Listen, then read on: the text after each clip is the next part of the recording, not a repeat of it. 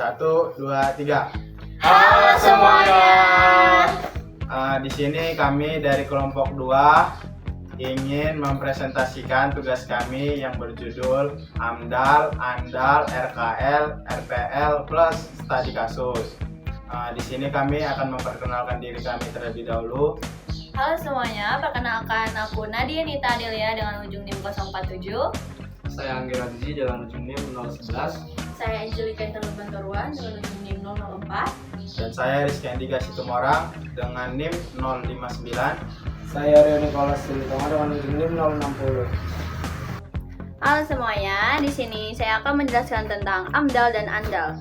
Analisis mengenai dampak lingkungan atau AMDAL adalah kajian yang dilakukan sebelum proyek dimulai untuk menilai potensi dampak terhadap lingkungan. Kajian ini mencakup aspek fisik, kimia, biologi, sosial, dan ekonomi.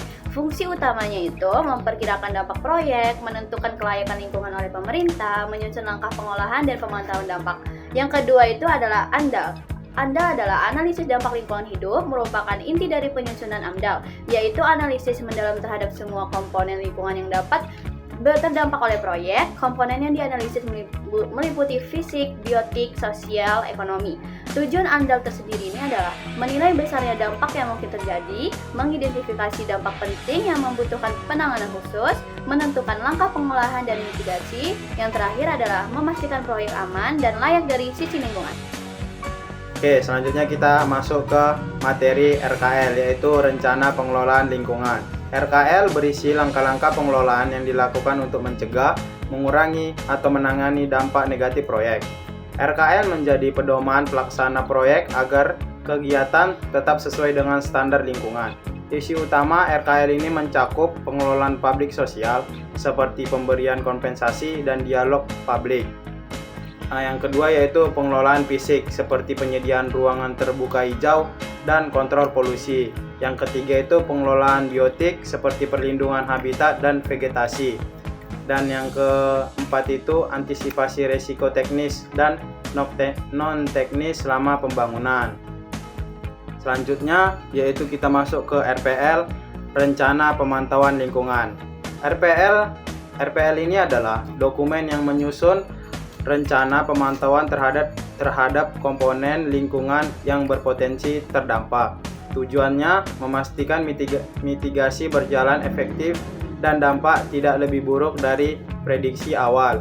Isi utama RPL ini yaitu apa yang harus dipantau, misalnya kualitas udara, kebisingan sosial, dan habitat. Yang kedua itu metode pemantauan, yang ketiga itu lokasi dan waktu pemantauan, yang keempat itu indikator dan keberhasilan pengelolaan lingkungan.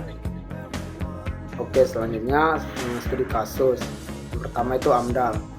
Terdapat pembangunan jalan tol Pekanbaru sampai Dumai sepanjang 131 km, merupakan bagian dari jaringan tol Trans Sumatera.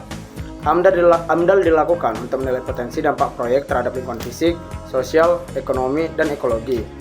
AMDAL menjadi dasar perumusan strategi pengelolaan lingkungan sejak tahap perencanaan hingga pasca pembangunan. Selanjutnya, studi kasus ANDAL.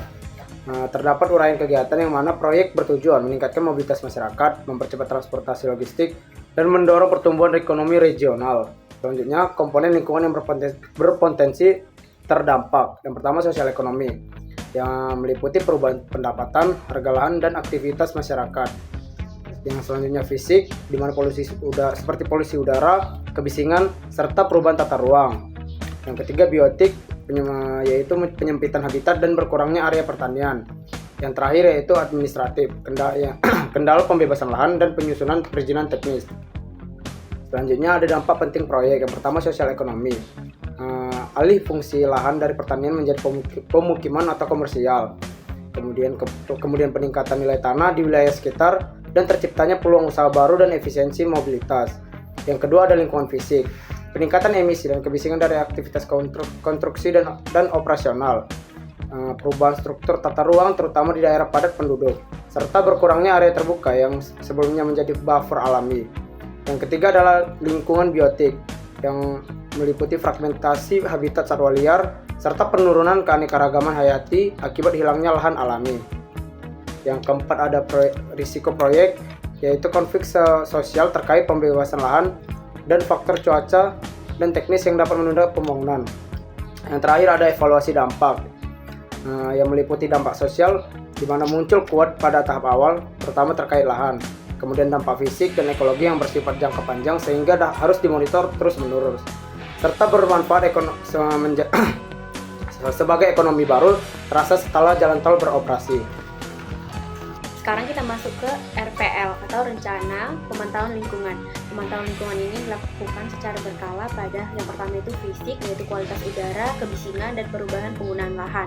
Yang kedua itu sosial ekonomi, yaitu pendapatan masyarakat, nilai tanah, serta dinamika usaha baru. Kemudian ada ekologis, yaitu kondisi ruang hijau, sistem drainase, dan efektivitas pengendalian polusi. Hasil pemantauan menjadi dasar evaluasi apakah upaya mitigasi sudah efektif atau perlu diperbaiki.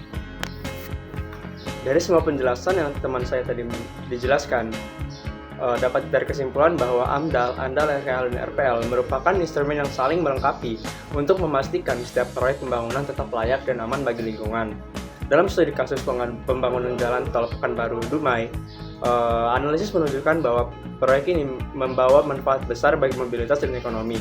Namun, juga berpotensi menimbulkan dampak terhadap aspek sosial, fisik, dan ekologi.